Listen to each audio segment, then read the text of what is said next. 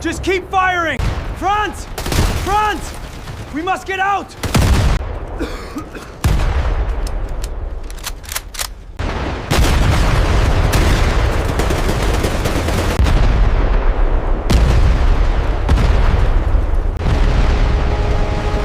Here they come! Get down! Keep moving up. Imagine waking up after 31 hours without sleep, trapped inside a concrete bunker, with thousands of enemy soldiers somewhere beyond the fog. You don't know when they'll arrive. You don't know if you'll survive the next hour. And then, you look through a tiny firing slit and realize the entire horizon is filled with ships. You're 19 years old. Your hands are shaking.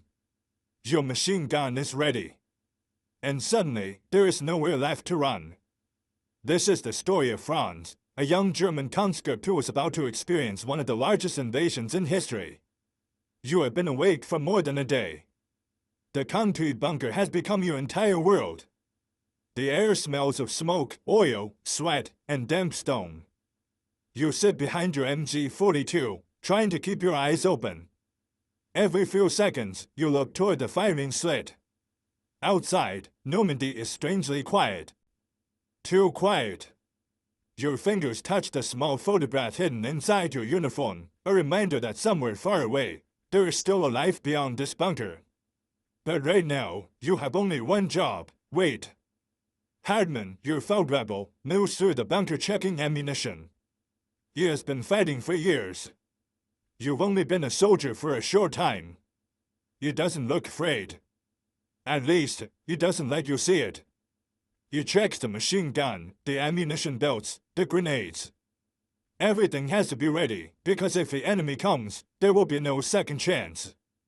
You move toward the firing slit. Outside is easy red, a huge stretch of open sand. Steel obstacles cover the beach. The tide is pulled back. Beyond it is the English Channel. Gray water. Gray sky.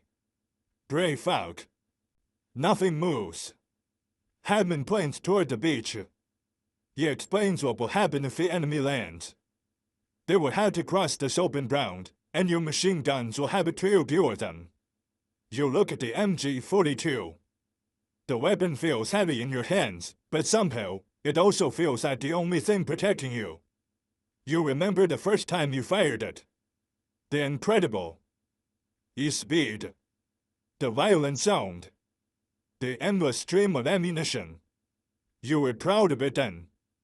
Now, you're not so sure, because today, you might have to use it for real. You stare into the fog again. Still nothing. The other soldiers begin relaxing. Some check their weapons. Some sit against the concrete wall. Someone lights a cigarette. Everyone thinks the invasion is still far away. But you can't shake the feeling that something is coming. Then, Hardman stops. Completely still.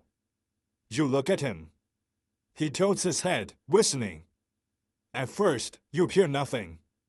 Then, a distant vibration. Engines. Your stomach tightens. You rush toward the firing slit with Hardman. The fog begins to move. At first, you see only tiny shadows. Then more and more. You blink. You can't understand what you're seeing. Ships. Hundreds of them. The horizon is disappearing behind them. Battleships. Destroyers. Landing craft. Transport vessels. An entire fleet is moving toward Normandy. For a moment, nobody speaks. You have trained for an attack. You have imagined an attack. But you never imagined this. Hardman looks through the slit. His expression has changed. The calm soldier is gone. Now he looks like someone who understands exactly what is coming. You realize something terrifying. This isn't a small landing force. This is an army, and it is coming directly toward you. The fog continues to disappear, and the fleet becomes larger and larger. The English Channel is covered with ships. You can see landing craft moving toward the shore. You can see smoke rising from distant vessels. You can hear engines, thousands of them.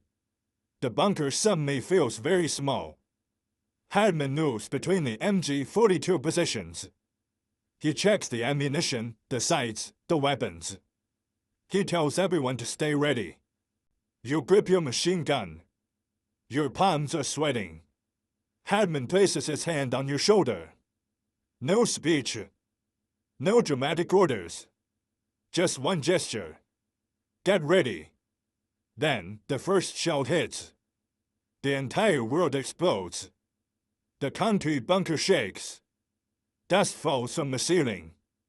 Someone screams. Another shell hits. Then another. And another. The naval guns have begun firing. You drop to the floor. Your hands cover your ears. The explosions are so powerful that you can feel them inside your chest. The bunker shakes around you. Ammunition boxes move across the floor. Concrete dust fills the air. You can't see. You can't think. You can barely breathe. For minutes, the world becomes nothing but explosions. Then suddenly, silence. You slowly lift your head. Smoke fills the bunker. Nobody speaks. You hear your own breathing. Hardman gets up. He checks the machine gun. It still works. He looks through the firing slit, and then you see them. Landing craft. Hundreds of them. Moving toward the beach. The invasion has begun. The first landing craft reach the shallow water. Ramps begin dropping. Soldiers move forward. The beach is suddenly alive. Men, boats, smoke, explosions. You grip the MG-42. Hardman gives the order. You fire. The weapon comes alive. Muzzle flashes fill the bunker. The ammunition belt moves rapidly through the gun. You keep firing. You don't have time to think about who is on the other side. You are simply trying to survive. The barrel becomes dangerously hot. You change it. Then another belt. Then another. Spent brass covers the floor. The smoke inside the bunker becomes thick. Your ears are ringing. Your face is covered in sweat and dust. But the landing continues. More boats are coming. Then you realize something. The first wave wasn't the army. It was only the beginning. The beach is now packed with soldiers. Some take cover behind the steel obstacles. Others move across the sand. More landing craft arrive behind them. Wave after wave. You keep firing. Your ammunition begins running low. Your arms are becoming numb. Your eyes burn from smoke. But there is no time to stop. Hardman moves from position to position. He checks every weapon, every soldier, every ammunition box. For a few moments, it seems like the German defenses might actually stop the landing. Some soldiers begin to believe it. They breathe again. They think the invasion is failing. But then, something changes. The enemy stops attacking directly. Instead, small groups begin moving through the terrain, gullies, cliffs, natural cover, places your machine guns cannot see. You don't notice them. Not yet. And that will become the most dangerous part. You are watching the beach, but the real attack is moving behind you. Allied soldiers are climbing the cliffs, slowly and carefully, using the terrain to hide their movement. Your bunker was designed to face the sea. Your weapons are pointed toward the beach. You never expected the enemy to come from the landward side. Then, you hear something behind you. A sudden burst of gunfire. Concrete explodes from the wall. Everyone turns. You freeze. The attack is coming from behind. The bunker is no longer safe. Hardman looks at you. For the first time, you see fear in his eyes. The MG-42 is still beside you. The ammunition is almost gone. The floor is covered with spent casings. And suddenly, you understand.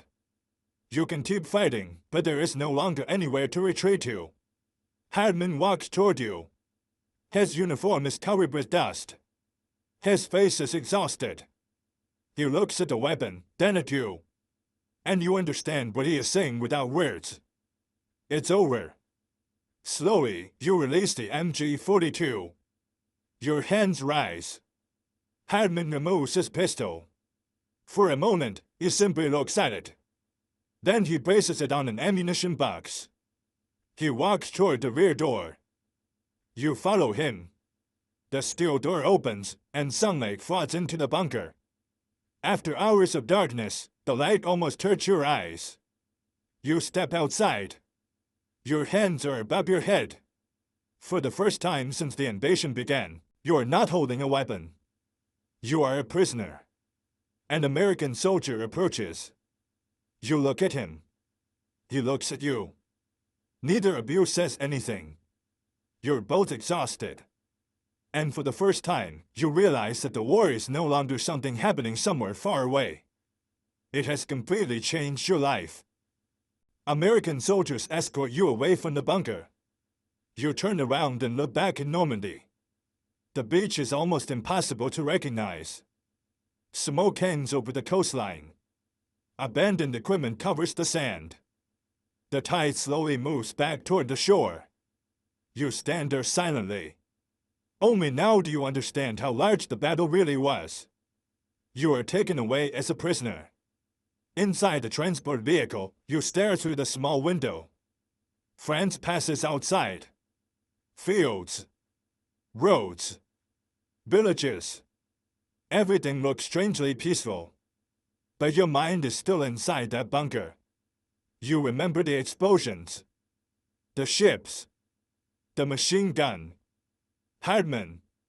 And the moment the rear door opened. Eventually, you arrive at a prisoner of war camp in America. The battlefield is thousands of miles away, but you haven't really escaped it. Years pass.